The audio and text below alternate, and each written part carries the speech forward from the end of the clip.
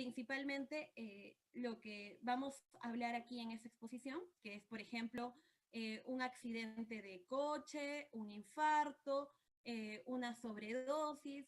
Vamos a hablar acerca de eso.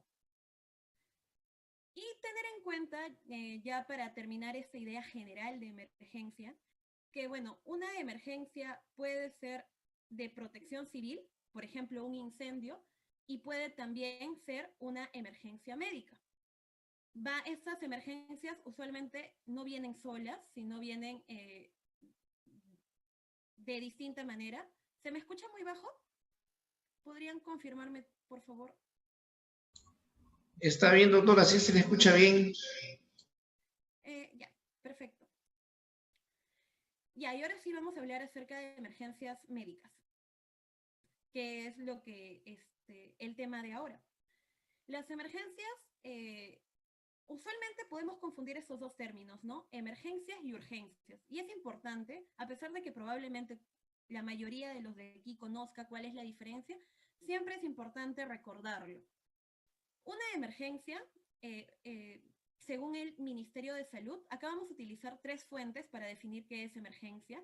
El Ministerio de Salud, el MINSA, el AMA, que es la Asociación Americana de Medicina, y la OMS, que es la Organización Mundial de la Salud. ¿Qué nos dice el MINSA? El MINSA nos dice que una emergencia es una situación médica o quirúrgica, repentina o inesperada, que requiere atención inmediata al poner en peligro inminente la vida, la salud o que pueda dejar secuelas invalidantes en el paciente. Aquí recalcar esta partecita que dice peligro inminente de la vida. Es una situación que acaba de suceder y que pone en peligro la vida de un individuo. Una idea similar va a presentar la definición de la Asociación Médica Americana, que es una situación que pone en peligro inminente la vida del paciente. Bueno, de forma más resumida nos lo define así. Y la Organización Mundial de la Salud, ya de forma más clara, nos dice que es aquel caso en que la falta de asistencia conduciría a la muerte en minutos, en el que la aplicación de primeros auxilios por cualquier persona es de importancia vital. Y bueno, eso es importante recalcarlo, porque lo que dice la Organización Mundial de la Salud es muy cierto. Si no se aplica en pocos minutos, podría ocurrir que haya un peligro inminente la vida. Me siguen diciendo que se escucha bajo. De repente, la persona que me está diciendo que se escucha bajo podría mejorar su audio. De repente es un problema de conectividad de la persona, porque me dicen los demás participantes que sí se escucha. Bien, ¿y qué es una urgencia? Aquí también vamos a utilizar 2 fuentes, la del Ministerio de Salud y de la Organización Mundial de la Salud. El Ministerio nos dice que es una situación que se presenta repentinamente, pero sin riesgo de vida. Tiene como similitud con la emergencia que va a aparecer de manera repentina, pero a diferencia de la emergencia, no va a haber un riesgo de vida inmediato. Podría haber un riesgo de vida más adelante, conforme pasen las horas, los días, pero de forma inmediata no hay un peligro de vida, no hay peligro de que el paciente fallezca. Y bueno, la Organización Mundial de la Salud también da una definición, sin embargo, es más enredada, y bueno, creo que valdría la pena, más que ver la definición de la Organización Mundial de la Salud en relación a urgencias, hacer un paralelo entre urgencia y emergencia. La principal diferencia entre emergencia y urgencia es que en situaciones de emergencia va a existir una amenaza de vida, una amenaza para la vida, mientras que en la urgencia la amenaza no va a ser inmediata. Pero como les mencioné también, en la parte de urgencia, sí podría haber un peligro de vida, pero no es inmediato, sino más adelante, conforme van pasando las horas o los días. Ahí recalcando la emergencia, una amenaza inmediata para la vida. Y la urgencia, no va a existir una amenaza inmediata para la vida, pero podría llegar a presentarse conforme va avanzando el tiempo. A mí siempre me gusta presentar normas técnicas porque la mayoría de los protocolos que se apliquen en los lugares donde nosotros laboramos, sea un centro hospitalario, algo que tenga que ver con salud, o incluso instituciones que no tienen que ver con salud, se van a basar en esto, en las normas técnicas. Existe una norma técnica, las 386, que es la norma técnica de los servicios de emergencia. Y esta norma técnica nos va a presentar esto.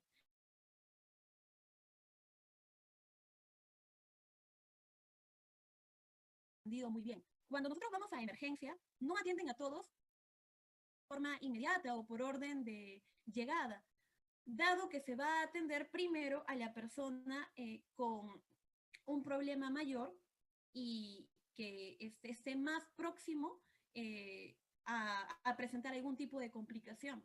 ¿Y cómo se va a ordenar todo esto? Todo esto se va a ordenar por prioridades. Y bueno, esa es otra forma de clasificar las emergencias. Aquí tenemos las prioridades. Existen 4 prioridades según esta norma técnica que les presenté. La prioridad 1 es la de emergencia o gravedad súbita extrema. La prioridad 2 es la de urgencia mayor. La prioridad 3 es la de urgencia menor. Y la prioridad 4 es la de una patología aguda común.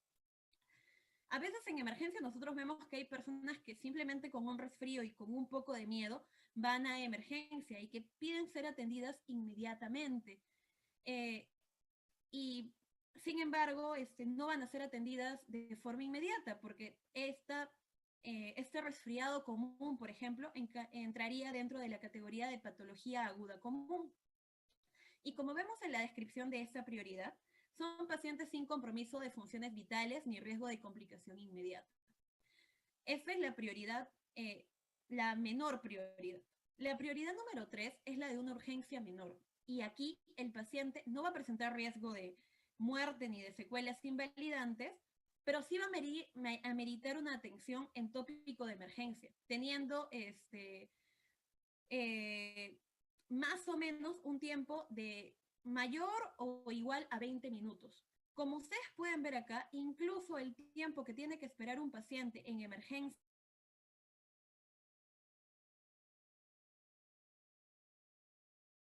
urgencia mayor, la atención se va a realizar en los primeros 10 minutos. Y esto es porque el paciente sí tiene un cuadro súbito, agudo, con riesgo de muerte o complicaciones serias.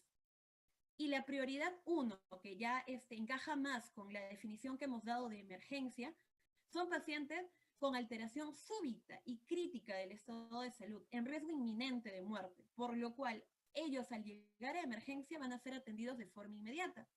¿Y por qué les menciono esto si esto es más que todo hospitalario? Les menciono esto porque es importante tener en cuenta las prioridades para el traslado de un paciente. Incluso cuando nosotros nos comunicamos con las centrales de SAMU o algún otro tipo de ambulancia, de redes de transporte, y nosotros nos identificamos como personal de salud, lo más probable es que nos comiencen a preguntar más datos relacionados con nuestras especialidades. Y bueno, tener en cuenta estas prioridades es importante, porque las mencionan dentro de este tipo de llamadas. Bien, ahora sí ya nos vamos un poco más al campo extrahospitalario. Y bien, acá les quería mostrar un video para hacer la exposición un poco más interactiva y ustedes me puedan decir qué les parece, ¿sí? Voy a dejar de compartir para compartir el video.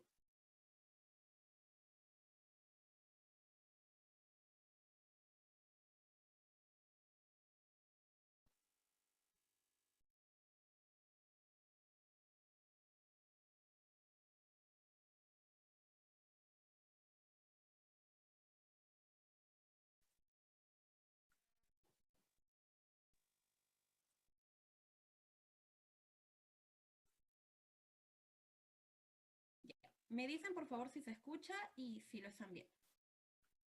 La cancha de Boca, papá. Te dije que no me lo pidas más. Boca. No vas a ir. Dale, Es peligroso. Pero dale, llévame. Dejate de... Dale, llévame. ¿Qué me va a pasar en la cancha, papá? Papá, ¿qué te pasa, papá?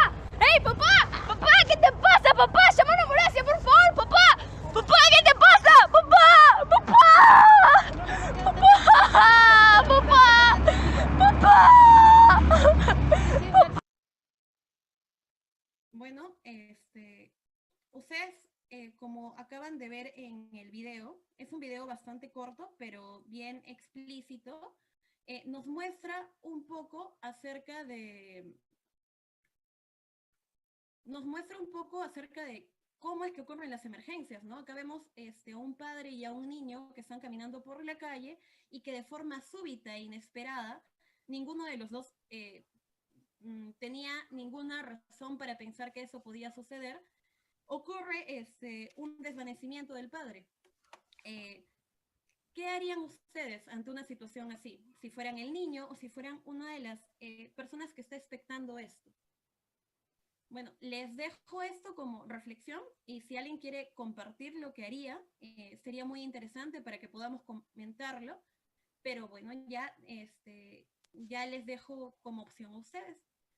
Ahí en el video hemos visto que hay personas alrededor, personas que podrían, con conocimiento, ayudar al niño. Y bueno, algunos ya deben de estar intuyendo, el señor probablemente esté teniendo un infarto, y bueno, en estos casos lo que se tendría que hacer es una reanimación cardiopulmonar. Y como nosotros usualmente pensamos que solamente los paramédicos o el personal de salud puede hacer reanimación, usualmente los individuos comunes no se especializan en eso, pero ese es un error.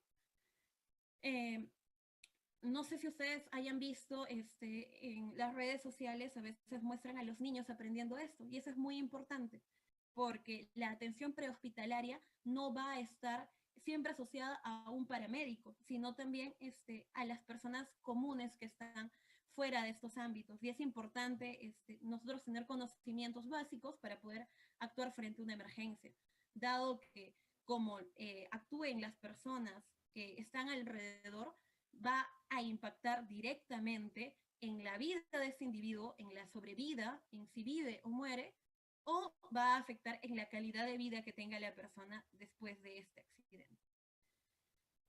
Entonces acá vamos a marcar a dos protagonistas, la persona común que está alrededor de ese accidente, y también tenemos a las personas que son especialistas en el manejo de esas emergencias, como son los paramédicos, los médicos de emergencia, o cualquier persona que haya recibido capacitación. Bien, y bueno, tanto uno como los otros vamos a tener que hablar de primeros auxilios aquí. Es una persona que probablemente no sepamos qué les está pasando, si es que es una persona que no conocemos. La calidad de ser inesperado nos va a conducir a una duda primero de qué le está pasando a la persona, y de repente si no tenemos experiencia, esto podría ser muy abrumador. Pero para ello, los manuales de primeros auxilios nos ofrecen algunas alternativas para poder abordar a este tipo de pacientes. Pero primero vamos con una definición de qué es los primeros auxilios, porque ya sabemos que los primeros auxilios son importantes para el manejo de estos pacientes. Pero, ¿qué son en sí, no? Se entiende por primeros auxilios al tratamiento que se da en forma inmediata y provisional a la víctima de un accidente o enfermedad repentina, en el mismo lugar donde ocurren los acontecimientos, antes de ser atendidos en un centro de salud. A veces, un error en los primeros minutos de ocurrir un accidente es muchísimo más impactante en la vida del paciente futura que el mismo tratamiento que dé el médico en el centro hospitalario. Si nosotros no sabemos manejar bien, podría conducirse a un error. Y acá me gustaría darles un ejemplo. Hace algún tiempo hubo una noticia de una muchacha que fue quemada por su novio. Ustedes deben de recordarlo. Y si ustedes ven las imágenes, lo primero que se hizo fue tratar de apagarla. Pero alguien salió con un extintor y comenzó a apagarla, a querer parar el fuego que estaba prendido sobre su cuerpo. Ese manejo pudo haber tenido muy buenas intenciones, pero no fue el mejor, porque el extintor tiene químicos que interaccionaron con su piel expuesta y que ocasionó mayor complicación. Si nosotros no pensamos en que ese tipo de situaciones pueden pasar y no nos informamos acerca de cómo actuar, podríamos traerle complicaciones a la víctima. Entonces, teniendo presente esa reflexión, sigamos avanzando y vayamos a los casos especiales para ver cómo tratarlos. Los primeros auxilios van a tener como característica o como norte tratar de conservar la vida. Eso va a ser uno de sus objetivos. Otro de sus objetivos va a ser evitar las complicaciones. Otro es ayudar en la recuperación. Y por último, asegurar el traslado de los accidentados a un centro especializado. Nosotros, evidentemente, cuando veamos una persona accidentada y tratemos de intervenir, nosotros vamos a intervenir para que esta persona esté mejor, no para que se empeore. Y para que nosotros actuemos y actuemos de forma segura, necesitamos informarnos. ¿Y cómo actuar ante una emergencia? Cuando ocurre una emergencia, a veces uno se aloca y no sabe cómo actuar. Es importante recordar pasos, aunque sean muy evidentes, recordar con ciertas mnemotecnias, incluso, cómo hacer, porque ante un accidente de tránsito, ante un incendio, ante una fractura, ante un infarto, a veces nosotros no sabemos cómo reaccionar por el mismo impacto de la situación.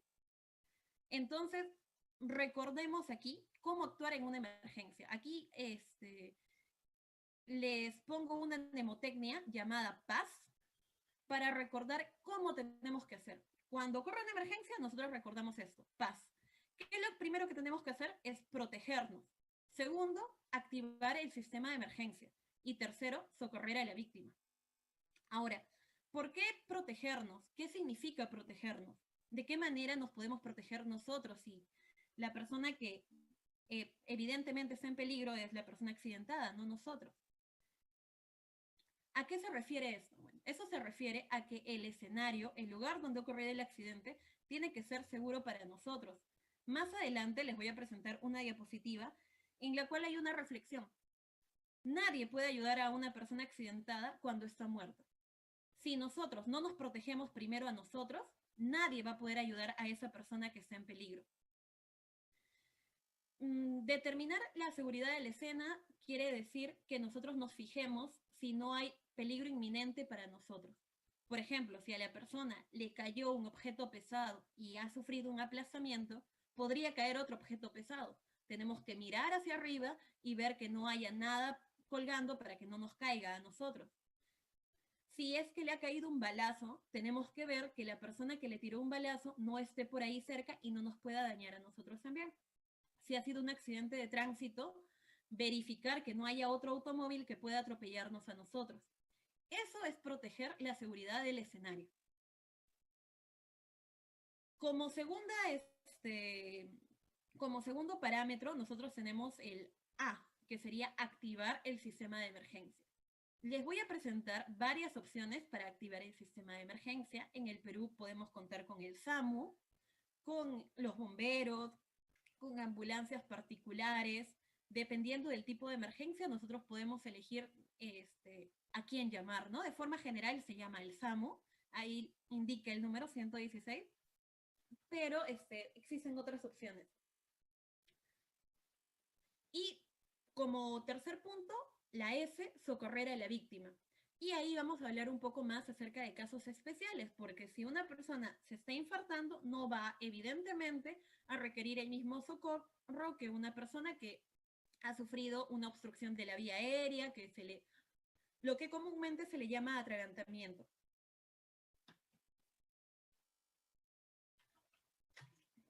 Y bien, comencemos con proteger la seguridad del escenario.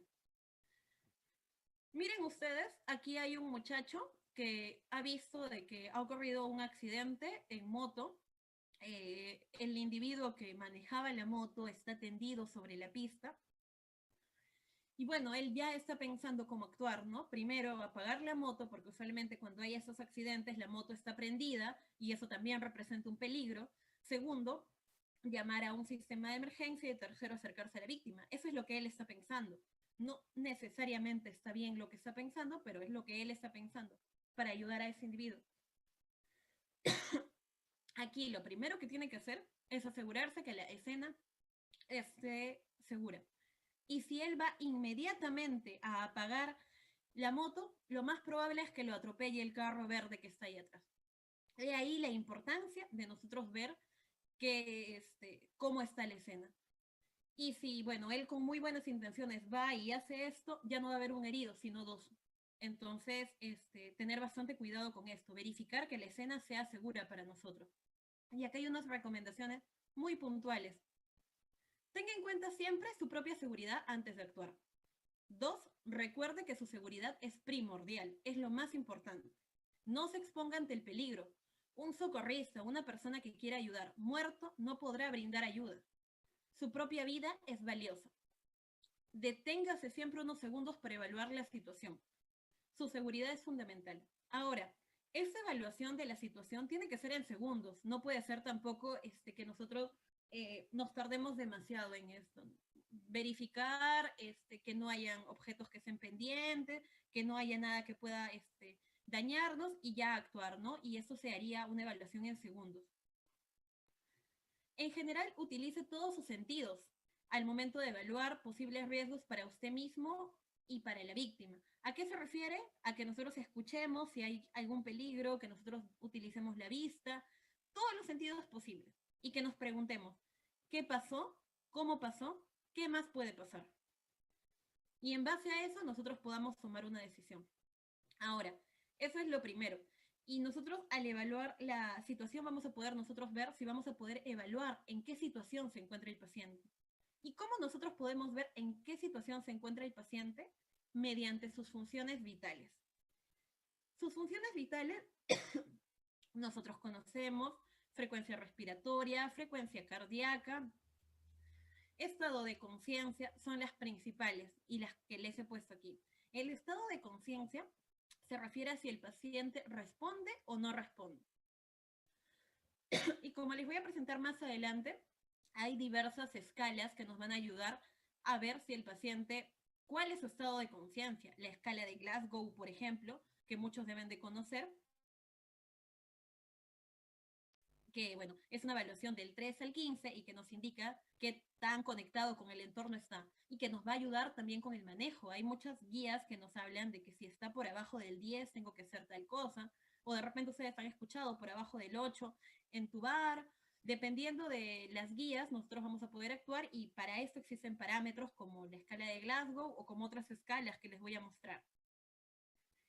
Las funciones vitales, está el estado de conciencia, como ya les dije, la función cardiocirculatoria, aquí vamos a ver nosotros la frecuencia, el pulso, quizás la presión arterial, si nosotros tenemos la oportunidad y la experticia para hacerlo, y el llenado capilar, que es la velocidad con la que nosotros al ajustar la uña vuelve a teñirse de rojo. Esa es otra de las formas en las cuales yo voy a poder evaluar la función cardiocirculatoria. Y es importante porque al ser el corazón un órgano vital, sin el cual no podemos vivir, nosotros tenemos que evaluar. ¿Y quiénes nos van a ayudar a evaluar esto? La frecuencia cardíaca en primer lugar. Nosotros tenemos que verificar que haya pulso. La presión arterial para ver si está muy baja y de repente se necesita algún tipo de manejo específico. Y el llenado capilar principalmente. La función ventilatoria y respiratoria nos habla de eso, de la función de nuestros pulmones. Al ser otro órgano vital, al nosotros necesitar energía para poder vivir, la función ventilatoria es muy importante. Nosotros necesitamos de oxígeno, sin oxígeno nos morimos. ¿Y cómo verificamos eso? Verificamos si hay una respiración o no, una ventilación, un intercambio de gases. Entonces, recordemos que necesitamos evaluar en la persona estos tres aspectos: si está consciente, cómo está su frecuencia cardíaca, pulso principalmente, y si respira o no. Y ya, y nosotros en el estado de conciencia tenemos dos alternativas: si la persona está consciente o si está inconsciente. Si la persona está consciente, nosotros tenemos que brindarle el apoyo dependiendo de qué es lo que le haya pasado. Pero ya las funciones vitales probablemente sean normales, así que no va a ser una urgencia ver sus funciones vitales. Pero si la persona está en un estado de inconsciencia, lo más importante es comenzar a tomar sus funciones vitales. Si la persona está consciente, nos va a poder contar un poco acerca de qué es lo que pasó, cómo llegó a esa situación. Pero si la persona está inconsciente, los únicos datos que nosotros vamos a tener son los que nos van a dar las funciones vitales. ¿Y en qué orden yo tengo que abordar estas funciones vitales? Primero, he verificado que la persona está inconsciente, entonces primero tengo que ver el estado de conciencia. Segundo, la circulación sanguínea, es decir, si hay pulso o no. Acá lo resumen como C. Dice, compruebe si hay pulso, especialmente el carotidio, el que está en la región cervical, y busque si hay hemorragias o no. Porque si hay una hemorragia, el paciente podría estar bien por unos minutos. Y conforme se vaya perdiendo sangre, la persona va a perder la conciencia y la vida también. Entonces tenemos que comprobar estas dos cosas en el número C, en la letra C, perdón. Si hay pulso y si hay hemorragias. En la letra A, nosotros tenemos que ver si la persona está respirando o no. El paciente probablemente se encuentre acostado, si está inconsciente. Abrirle las vías respiratorias refiere a que nosotros hagamos una hiperextensión del cuello y un levantamiento del mentón para que la persona pueda respirar. De esa forma se va a liberar un poco la vía aérea y va a haber menos obstrucción, por lo cual el paciente podría respirar mejor y limpiar las vías respiratorias. De repente el paciente ha comenzado a vomitar sangre y lo que no le deja respirar es esa sangre acumulada en su boca. Entonces nosotros tenemos que ver si es que hay algo que está obstruyendo las vías respiratorias. Eso en segundo lugar. Y en tercer lugar y último, buscar que la respiración sea buena. ¿A qué se refiere esto? A veces la respiración de las personas es como cortada, como muy apurada. Cuando una respiración no es eficaz, cuando no hay una buena inspiración y una expiración, es como si el paciente no estuviera respirando, porque la cantidad de oxígeno que está tomando es muy poca y no va a poder abastecer a todo su cuerpo. Por eso nosotros tenemos que verificar que sea una buena respiración, que no sea una respiración como... porque ese tipo de respiraciones son respiraciones ineficaces, o lo que le llaman boqueo, son respiraciones ineficaces. Entonces, resumiendo todo lo que tenemos que hacer, primero, verificar que en la escena no haya ningún peligro para nosotros. Segundo, verificar que la persona que se ha accidentado está consciente o inconsciente. Tercero, verificar si hay pulso o no hay pulso. Si hay hemorragia o no hay hemorragia. Cuarto, verificar que las vías aéreas estén libres, que no haya ningún tipo de obstrucción y hacer las maniobras necesarias para que la persona tenga las vías aéreas libres. Esto quiere decir, como ven en la imagen, al final de la A hay un levantamiento del mentón y una hiperextensión del cuello para que el paciente tenga mayor facilidad de respirar. Y como quinta medida, buscar que la respiración sea buena. Incluso contar si la respiración es buena y describirla. Bien, y les hablé del estado de conciencia y les mencioné ahí que les iba a presentar algunas escalas que nos iban a ayudar a evaluar. Aquí tenemos la escala de Glasgow, que es la más conocida. La escala de Glasgow, mediante la apertura ocular, la respuesta verbal y la respuesta motora, nos va a indicar si el grado de conciencia de la persona. Como les dije, es una escala que va desde el 3 en las personas que no tienen ningún tipo de respuesta, a las personas del 15, que probablemente sean ustedes o yo, que estamos bien, que respondemos. Y bueno, como les dije, son 3 parámetros. La respuesta ocular, aquí tenemos, cuando la respuesta ocular es espontánea, como la nuestra, nosotros abrimos los ojos de forma espontánea porque queremos ver qué pasa a nuestro alrededor, el puntaje es 4. Si solamente se abren los ojos cuando hay un estímulo verbal, la respuesta ocular es 3. Si solamente se abren los ojos cuando yo hago un estímulo doloroso, un estímulo altamente doloroso, como por ejemplo oprimir las articulaciones, o incluso algunas personas hacen la línea intermamilar, hay un ajuste ahí, si hay un estímulo muy doloroso y solamente en esa oportunidad el paciente abre los ojos, estaríamos frente a un puntaje 2, y si el paciente, hagamos lo que hagamos, no abre los ojos, eso es un puntaje de 1. Entonces nosotros vamos ahí a contar. Y apuntamos, ¿no? Si la persona como nosotros abre los ojos espontáneamente porque quiere ver qué ocurre en su entorno, es número 4. Y ahí vamos contando. En la respuesta verbal, si la persona está orientada y conversando como nosotros, que podemos responder, entablar una conversación con cualquier persona, el número es 4. Si la persona está desorientada y hablando incoherencias, es el número 4. Si la persona no puede responder a en qué lugar está, en qué momento estamos, en qué día estamos y quién es. Si la persona no puede responder eso, pero sí puede hablar, te puede decir, no sé quién soy, no sé dónde estoy, o está en el hospital y te responde que está en su casa, esto sería un puntaje número 4. Si la persona habla palabras inapropiadas, es decir, tú le preguntas cómo está y él te responde 4, 5 y no te dice nada coherente, eso sería un puntaje número 3 en lo que respecta a respuesta verbal. Si la persona hace sonidos incomprensibles como gorgoreos y no le entiendes qué está diciendo, eso representa un puntaje 2. Y si la persona no emite ningún sonido, es puntaje 1. Entonces, en nuestro caso, nosotros estaríamos orientados y conversando, entonces sería un puntaje de 5. Nosotros ya teníamos un puntaje ocular de 4, tenemos un puntaje verbal de 5, vamos 9. Ahora vemos cuál es nuestro puntaje en lo que respecta a motor.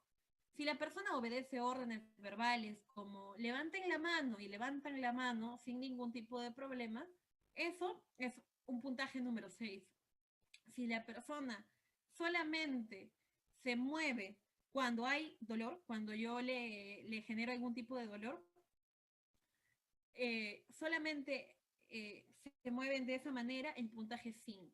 Si la persona solamente si localiza el dolor, si retira, sabe dónde le está doliendo o encoge solamente esa zona, eso sería un puntaje 5. Pero si la persona inmediatamente el dolor solo flexiona y retira, eso sería un puntaje 4. Si hay una flexión anormal, una rigidez de corticación, se le llama, eso sería un puntaje número 3. Si hay una extensión, sería un puntaje número 2. Extensión, todo su cuerpo, principalmente miembro superior y miembro superior, eso nos habla de un puntaje número 2 y nos habla también de un signo clínico de una descerebración. Y si no hay ninguna respuesta, el paciente tú lo mueves, no está ni estirado ni flexionado, está como muerto, ese es un puntaje número 1. Entonces, en nuestro caso, que nosotros abrimos la vista espontáneamente, tenemos un puntaje 4 en lo ocular. En lo verbal estamos orientados y conversando, un puntaje número 5. Y en lo motor obedecemos órdenes, un puntaje número 6. En total sería un puntaje total de 15, que sería todos los que probablemente estemos en esta reunión. Pero si una persona no responde, no tiene ninguna respuesta ocular, ni verbal, ni motora, sería un puntaje número 3. Y eso es importante recordar. También hay otras escalas más sencillas y está el AVDN. Y entonces, esto es más usado en el ámbito extrahospitalario porque es muchísimo más fácil de evaluar. Simplemente nos dice A, si el paciente está alerta. ¿El paciente está alerta? Sí o no. B o V, el paciente responde al estímulo verbal, sí o no. D, el paciente responde a estímulos dolorosos, sí o no. Y el paciente responde o no responde de alguna manera, sí o no. Esa es una escala, el AVDN, muchísimo más sencilla y más utilizada en estos casos extrahospitalarios, como les menciono.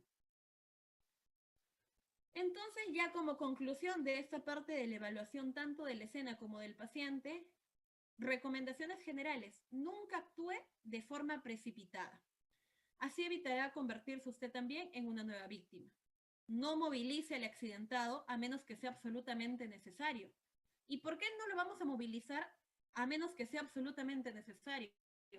Porque podría haber una lesión a nivel de la columna vertebral. Y si hay una lesión a nivel de la médula, el paciente podría tener una complicación posterior si es que yo lo muevo.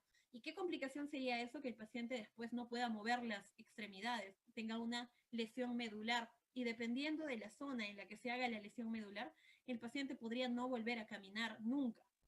Y eso no producto del mismo accidente, sino producto del manejo que se dio después del accidente.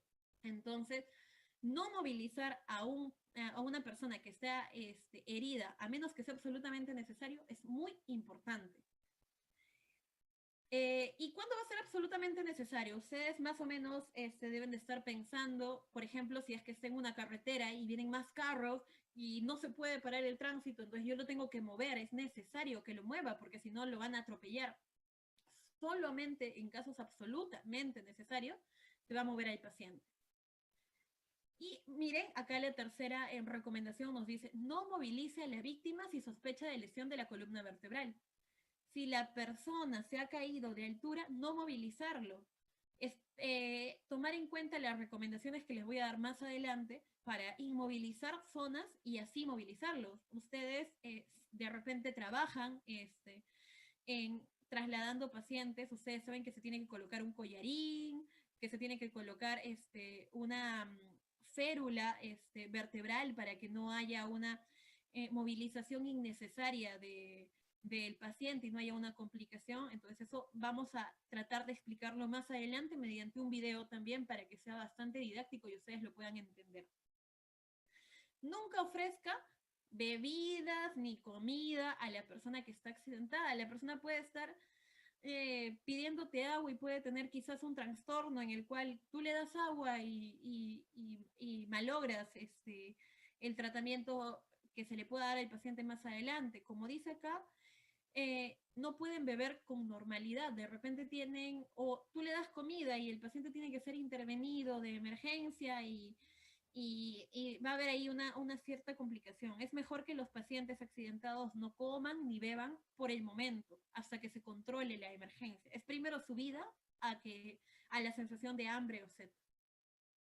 Recordar también que, como les mencioné, es muy importante la frecuencia cardíaca porque evalúa la función circulatoria y cardíaca, pero la frecuencia respiratoria de igual manera. Pero tener en cuenta que esta no va a ser igual en adultos, en niños o en lactantes. En niños, la frecuencia tanto cardíaca como la frecuencia respiratoria va a estar aumentada. En el lactante, muchísimo más aumentada. Y bueno, eso ya es fisiológico. Por ejemplo, si una persona adulta está en 120 latidos por minuto, está mal, está fuera del rango, está muy elevada su frecuencia cardíaca. Pero si se trata de un niño, es probable que sea normal. Y si se trata de un lactante, incluso está en el límite inferior. Si un adulto está en 80 latidos por minuto, el adulto va a estar bien, está dentro del rango. Un niño está bien, más o menos bien, pero en un lactante, por ejemplo, esa frecuencia es muy poca. Entonces, tener en cuenta eso. Uno, que es distinto según el grupo de edad, y dos, que a medida que más jóvenes sean, mayores son sus frecuencias, tanto cardíaca como respiratoria. La bioseguridad, algo tiene que ver con asegurarnos de la escena. Pero más que todo, en estos momentos donde nosotros sabemos que hay enfermedades que podríamos adquirirlas de forma fácil, como es el COVID-19 o la COVID-19, es importante tomar medidas de bioseguridad para resguardarnos nosotros y para resguardar al paciente. Nosotros debemos haber escuchado en esa enfermedad de COVID-19 que nos dicen hasta el cansancio que lavarnos las manos es importante, pero no solamente en esa enfermedad, sino en muchísimas enfermedades. La mayoría de enfermedades infecciosas y la transmisión de persona a persona está relacionada con esto, con con un deficiente o nulo lavado de manos. Otra medida que nosotros deberíamos de tener en cuenta es evitar el contacto directo con sangre, secreciones bronquiales o fluidos de la persona. Si la persona está accidentada y está sangrando, probablemente nosotros entremos en contacto con la sangre de ese individuo, pero nosotros no sabemos si ese individuo, por ejemplo, tiene hepatitis B o si tiene algún otro tipo de enfermedad que podría ser transmitida por la sangre. Entonces, nosotros tenemos que ponernos nuestros equipos de protección personal o, en el caso de que nosotros no los tengamos en ese momento por tratarse de una emergencia, eh, evitar el contacto con esas superficies. Y más si nosotros tenemos alguna herida o alguna zona del cuerpo que esté expuesta. Usar el protector ocular cuando hayan riesgos de salpicadura. Siempre usar lentes o caretas faciales. Ahora es más fácil que nosotros estemos protegidos contra esto porque nos protegemos también contra el coronavirus, y el coronavirus nosotros sabemos que tenemos que evitar que las gotitas de saliva de la otra persona entren en contacto con nuestras mucosas, con nuestros ojos, con nuestra boca, con nuestra nariz. Entonces usamos caretas. Esas caretas también deberían de ser usadas para cuando hay riesgo de salpicaduras, no solamente de secreciones respiratorias, sino también de cualquier tipo de fluido corporal, ya sea sangre, ya sea saliva, lo que sea. No se lleve las manos a la boca, no beba ni coma mientras está prestando los primeros auxilios. Y eso es lo que también se recomienda en estas enfermedades infecciosas. Porque como les digo, no solamente el COVID-19 te podría matar, cualquier otra enfermedad transmisible grave podría matarte. Entonces, esas son recomendaciones generales que se dan para todas las enfermedades transmisibles similares a esa enfermedad que ha producido esta pandemia.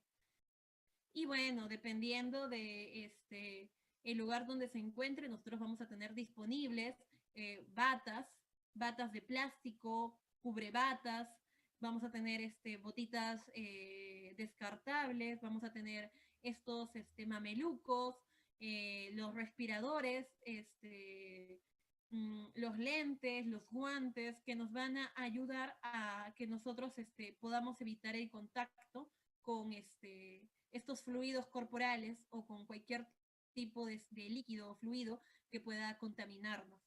Y como les indico acá, va a variar el tipo de equipo de protección personal que nosotros tengamos a la mano o que nosotros debamos usar dependiendo del lugar, de la situación y de los protocolos vigentes, si es que nosotros trabajamos en una institución, por ejemplo. Y ahora vamos al segundo punto. Acá me gustaría retroceder un poquito para recordarles a qué viene esto de los sistemas de emergencia. Acá nosotros tenemos que ante una emergencia tenemos que proteger.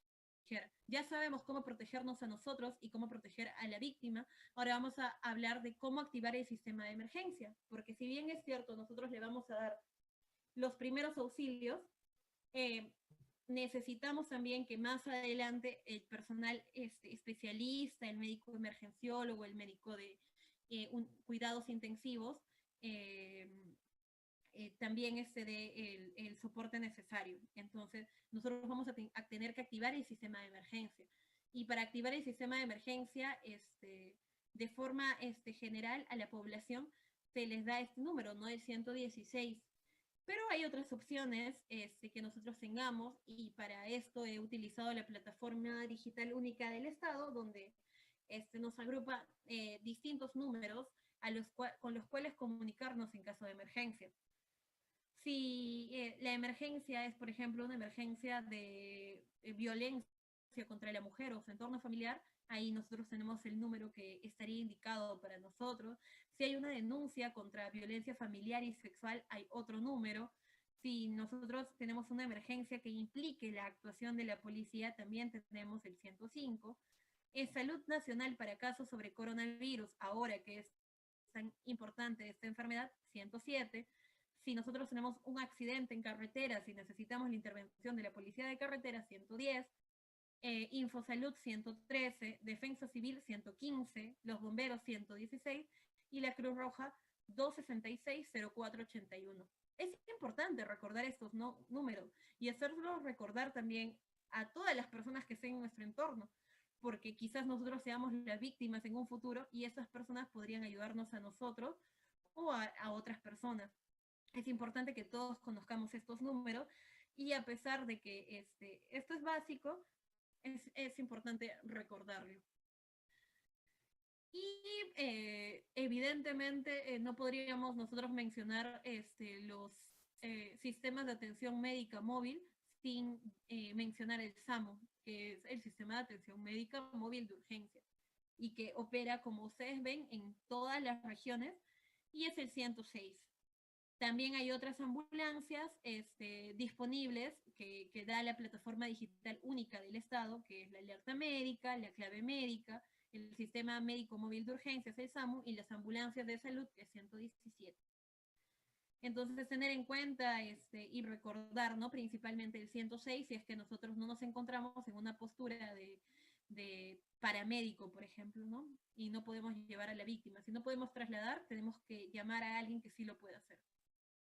Y bien, ahora hablemos de socorrer a la víctima. Y para hablar de socorrer a la víctima vamos a hablar de algunas situaciones específicas.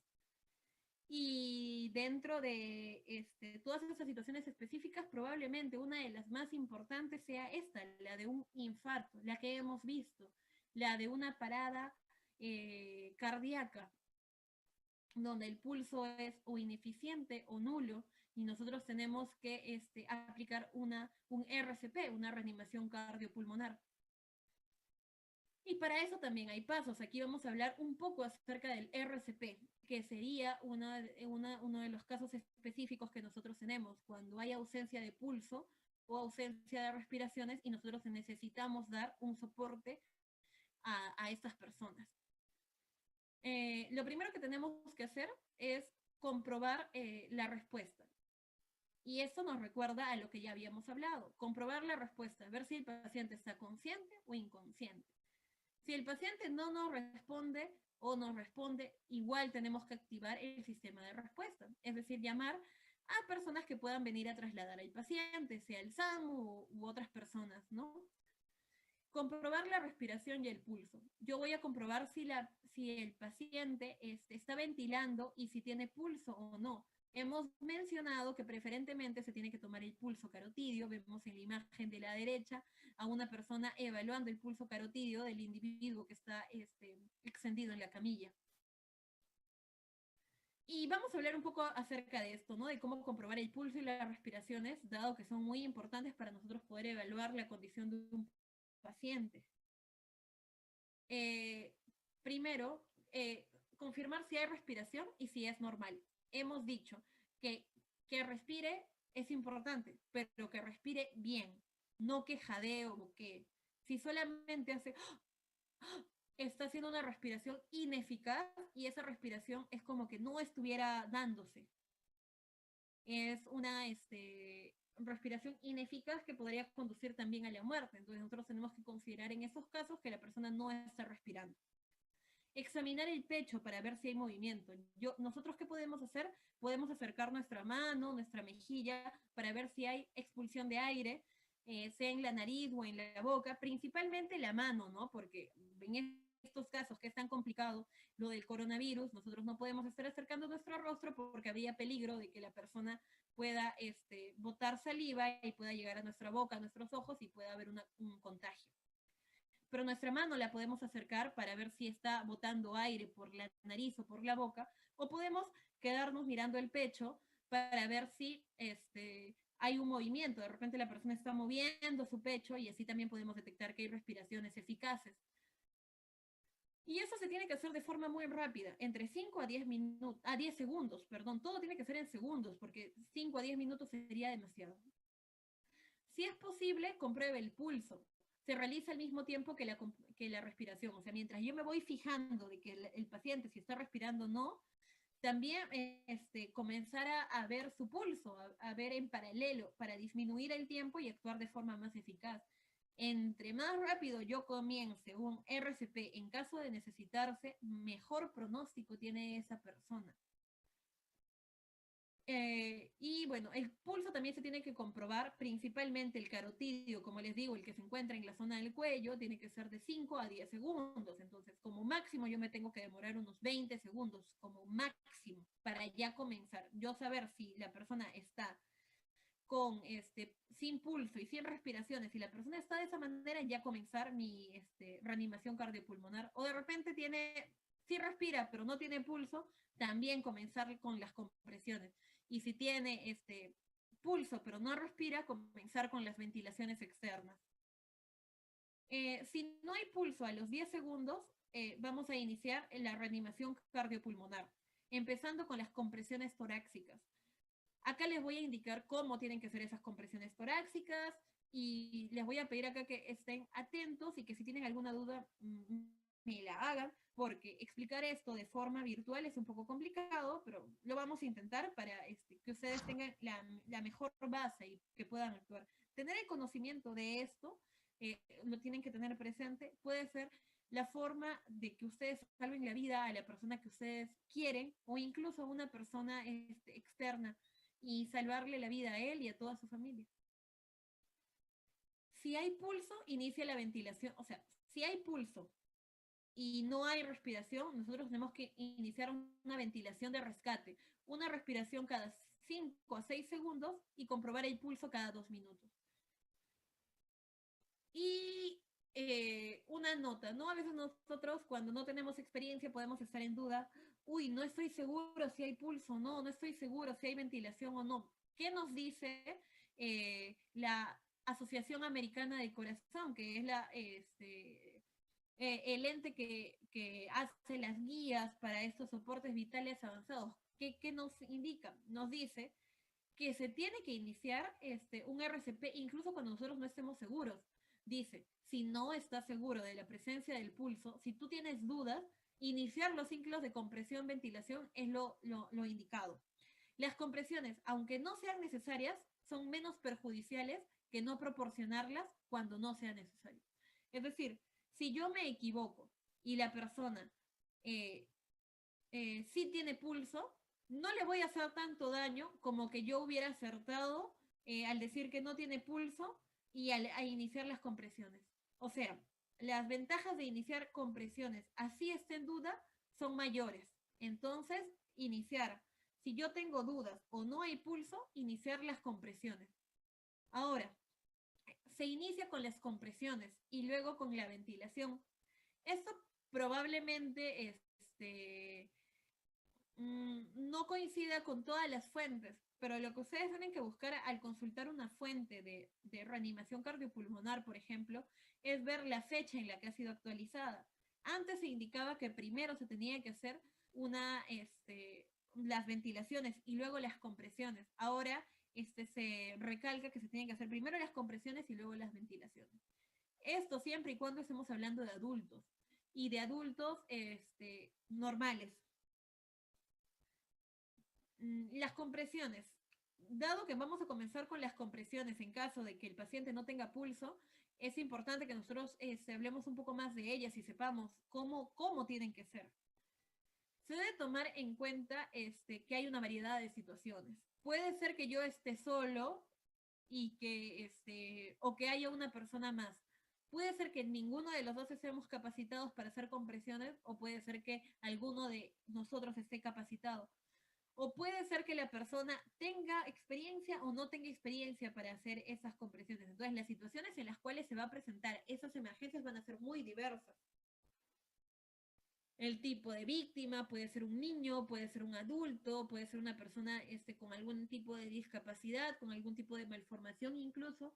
Y bueno, dependiendo de eso también va a haber toda una gama de alternativas. Y de la disponibilidad del material que yo tenga, también eso va a ser un parámetro importante. Pero de forma general, las compresiones tienen que ser usando las manos. ¿Cuál es la frecuencia que nosotros tenemos que hacer las compresiones? Tenemos que hacer 30 compresiones y 2 ventilaciones. En el caso de que no haya pulso ni respiración. Ahí nosotros, ¿cómo hacemos? 30 compresiones, 2 ventilaciones. Y el ritmo al que se tiene que hacer debe ser regular. y debe ser, ¿qué significa regular? Que sea similar a la pulsación normal del corazón y que el espacio entre una compresión y otra tiene que ser la misma, el intervalo, el tiempo entre una compresión y otra la misma. Y si hay más de una persona, el trabajo en equipo es vital. Uno va a realizar las compresiones y el otro va a realizar las ventilaciones, sea con la bolsa, mascarilla o con la boca y un equipo de protección, que bueno, en estos casos no se recomienda y más en esta pandemia. Y el tercero, en caso de que haya el uso de un desfibrilador. Nosotros sabemos que el desfibrilador es un aparatito que nos va a ayudar a dar toques para que el paciente pueda recuperar el ritmo normal y que eso se tiene que hacer en paralelo con las compresiones, siguiendo las indicaciones de una máquina. Vamos a hablar un poquito más acerca del desfibrilador también. Entonces, acá hay un algoritmo que nos va a dar una idea de cómo tenemos que actuar en el caso de que haya un paro cardiorrespiratorio, un paro respiratorio, un paro cardíaco. Primero, confirmar la seguridad de la escena. Ya deben de estar ustedes cansados de que les repita de que lo primero que tiene que hacerse es confirmar la seguridad de la escena. Pero lo repito tantas veces porque es necesario. Primero, asegurarnos que la escena sea segura para nosotros. 2, ver si la víctima está consciente o inconsciente, si responde o no responde. Tercero, pedir ayuda en voz alta, a ver si hay más personas cerca. Primero, de repente hay una persona al costado que nos puede ayudar, sea llamar a la ambulancia, sea iniciar las compresiones, o sea a traer ayuda, más ayuda. Es importante que nosotros sepamos si estamos solos o acompañados. Activar el sistema de respuesta a emergencia a través de un dispositivo móvil. Esto significa que nosotros llamemos al SAMU, por ejemplo, a los bomberos en caso sea necesario, a la policía, dependiendo a quién, ¿no? En este caso estamos hablando de un paro cardiorrespiratorio, sería el SAMU, ¿no? Y obtener un DEA. Un DEA es un desfibrilador, es un aparatito que, como les dije, nos va a ayudar a recuperar el ritmo del corazón. Y bueno, esos aparatitos están en las ambulancias, están en los aeropuertos, están en distintas zonas. Entonces, es importante que nosotros sepamos qué son y cómo usarlos. Lo segundo es comprobar si la víctima respira o no respira. Si respira bien o no respira bien. Comprobar el pulso también es muy importante. Les he dicho que de preferencia tiene que hacerse las dos al mismo tiempo. Y bueno, como cada uno se tiene que hacer en 10 segundos, si lo estoy haciendo al mismo tiempo, en 10 segundos yo ya tengo que saber si la persona tiene frecuencia respiratoria y si está respirando o no. Perdón, si tiene frecuencia respiratoria y frecuencia cardíaca. O sea, si tiene pulso y si está respirando. Si tiene pulso y respira normal, nosotros tenemos que acompañarlo y estar al costado a ver si necesita algo hasta que lleguen personas especializadas para el traslado. O si nosotros somos las personas especializadas para el traslado, con todas las medidas de seguridad, viendo si pudo haber o no un traumatismo exterior, si hay una hemorragia o no, trasladar al paciente a un servicio de urgencia. Y si hay pulso, pero no respira, nosotros tenemos que comenzar con las ventilaciones de rescate. Una ventilación cada 5 a 6 segundos, o 10 a 12 ventilaciones por minuto, depende de cómo nosotros queramos contarlo. Si nosotros hacemos cualquiera de las dos maneras, es eficaz. Activar el sistema de emergencias, es decir, llamar al SAMU en este caso. Y si la persona, si no lo hice, tengo que hacerlo lo más pronto posible, en 2 minutos. Continuar con la ventilación de rescate, comprobar el pulso cada 2 minutos. El hecho de que cuando yo lo haya visto tenga pulso no significa que la persona no pueda dejar de tener pulso mientras yo le estoy dando las ventilaciones. Entonces siempre estar evaluando el pulso. Acá se indica, la guía es clara, cada 2 minutos tenemos que evaluar si el paciente continúa con pulso o no. Y si no continúa con pulso, iniciar las compresiones. Las compresiones que ya les mencioné antes y que les voy a mostrar una imagen más adelante.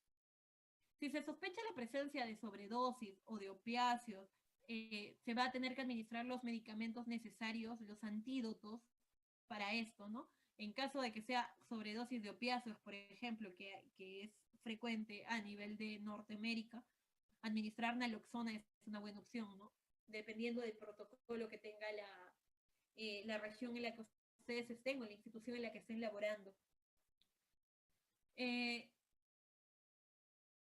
Igual se tiene que activar el sistema de emergencia, recuérdenlo, siempre se tiene que estar pendiente de que el sistema de emergencia esté viniendo y que haya si la posibilidad de que haya un desfibrilador, buscarlo, preguntarle a las personas que son administradoras ahí o que laboran ahí si hay un desfibrilador en ese lugar. Como les he dicho, lugares donde generalmente hay desfibriladores, ambulancias, aeropuertos, incluso hay legislaciones que hablan de cuándo un lugar tiene que tener un desfibrilador o no.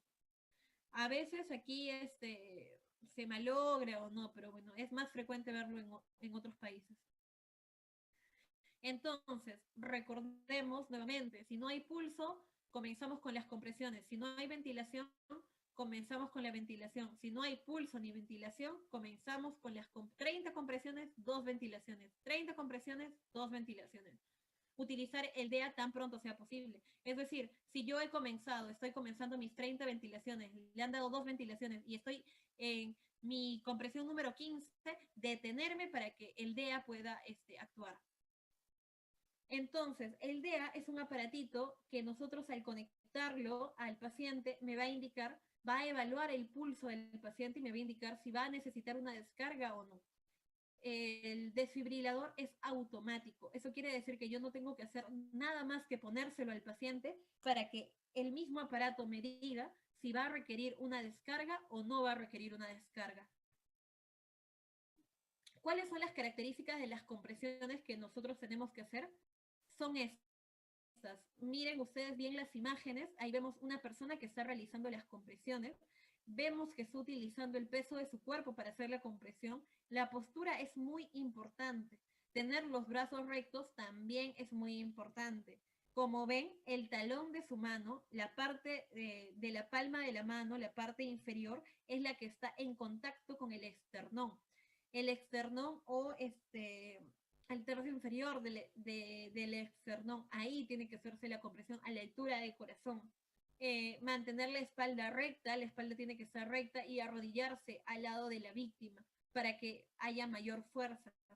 La compresión tiene que ser por lo menos unos 5 centímetros y no tener miedo de comprimir. Tiene que haber un hundimiento del tórax para que la compresión sea efectiva, porque como ustedes están viendo en la imagen, nosotros vamos a tener ahí la caja torácica y el corazón está por debajo. Si nosotros lo hacemos de manera suave y sin que haya un hundimiento del tórax, nosotros vamos a no llegar al corazón.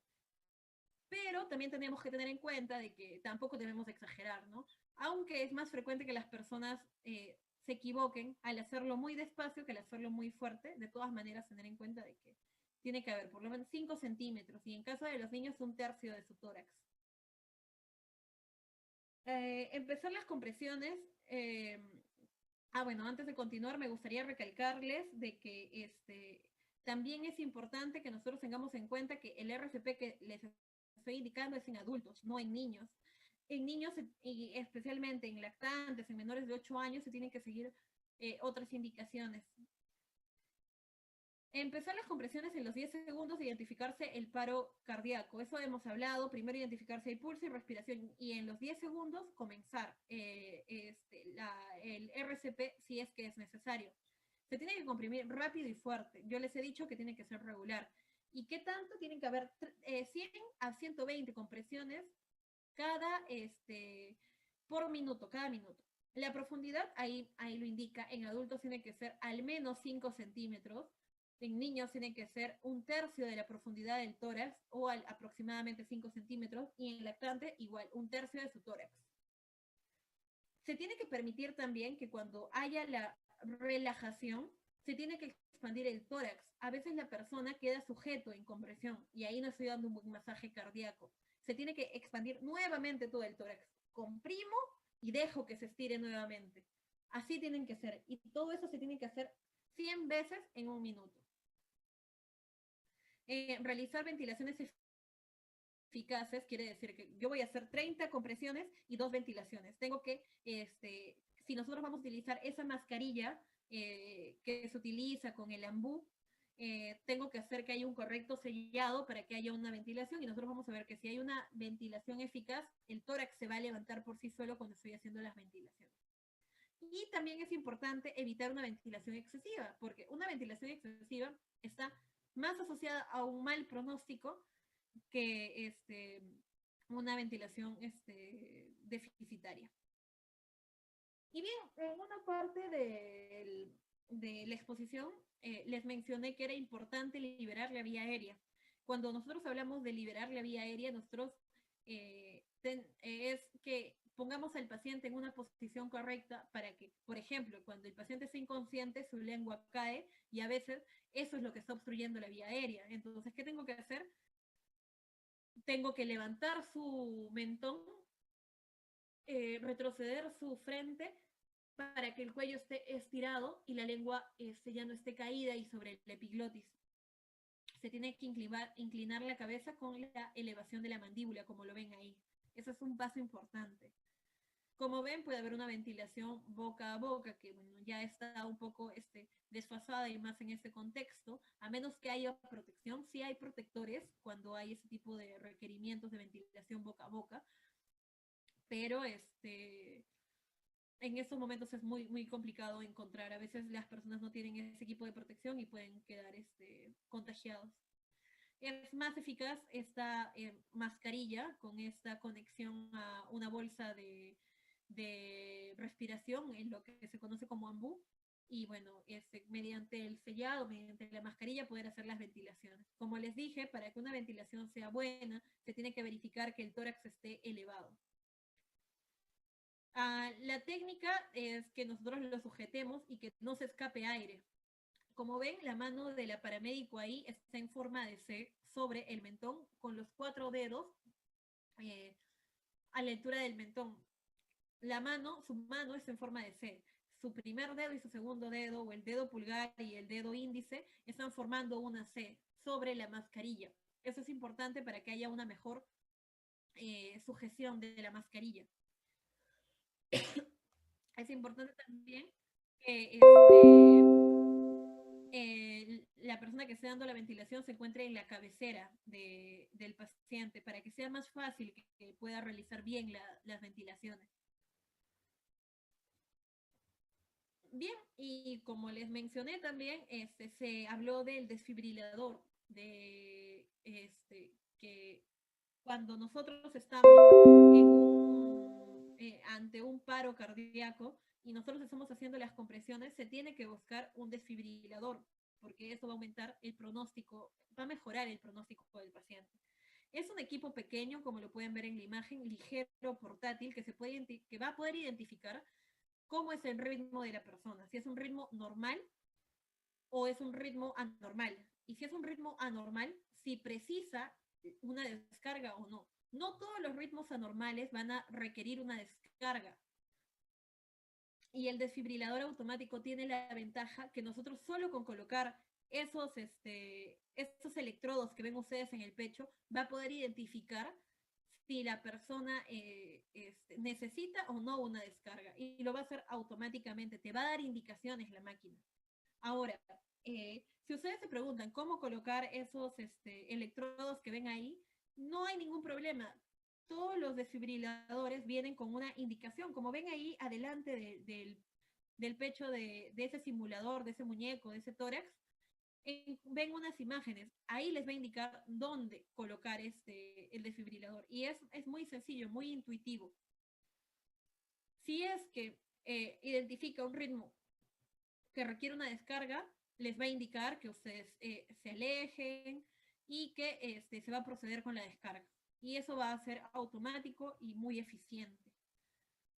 El tiempo que ocurre entre el colapso y la desfibrilación es un factor importante para la supervivencia. Es decir, si una persona se infarta y pasan 5 minutos y recién llega el desfibrilador, va a tener menos esperanza de vida y menos esperanza de una calidad de vida que una persona que llega el desfibrilador y el desfibrilador llega 1 minuto después de que comenzó su paro. ¿no? Es importante que nosotros tengamos a la mano y sepamos si es que en las instituciones donde laboramos o en los sistemas donde laboramos se cuenta o no con un desfibrilador. Y como les dije, el desfibrilador va a identificar si se puede o no dar una descarga. Y bueno, esto ya es más que todo el tema de arritmias, pero hay arritmias que son mortales y que a veces no implican una ausencia de pulso, pero que sí van a ser mortales. Esto, estamos hablando de la fibrilación auricular, por ejemplo, ¿no? Y de la taquicardia ventricular. Estas dos, la taquicardia ventricular sin pulso, estos dos arritmias van a ocasionar probablemente un desenlace fatal, la muerte del paciente, y en estos casos nos puede ayudar el desfibrilador, ¿no? Aquí ya, para terminar esta parte de reanimación e irnos a las otras, que ya nos queda poco tiempo,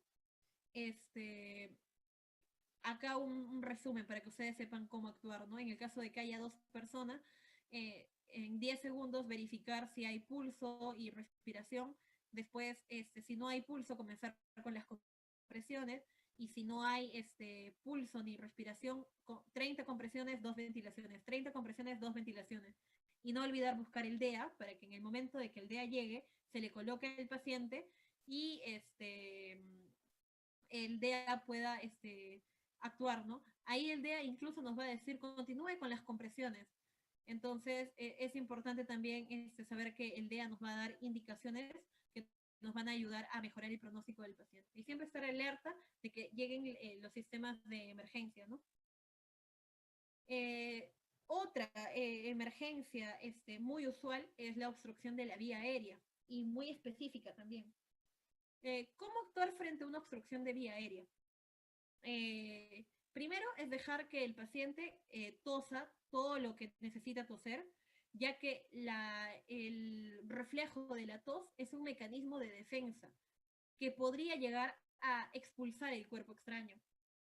A veces las mamás se desesperan y quieren que el niño deje de toser, pero lo que están haciendo es interrumpir que ese cuerpo sea expulsado. Entonces, si el niño o es más frecuente que las obstrucciones de las vías respiratorias sean en niños, o si es en un adulto, tosa si es que lo necesita.